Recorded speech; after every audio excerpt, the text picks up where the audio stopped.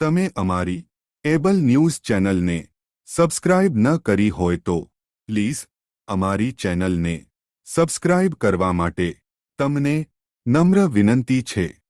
આઈ શ્રી મોંગલધામ મંદિર ભીમરાણાના મહંત શ્રી પરમ પૂજ્ય શ્રી ઘનશ્યામ ગિરી બાપુનું રાત્રે 9 કલાકે દુઃખદ અવસાન થયેલ છે।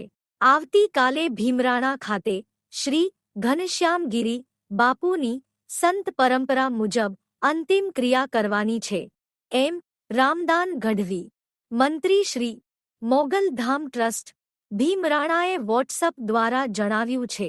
Hitesh Barot, able news, Bhimrana.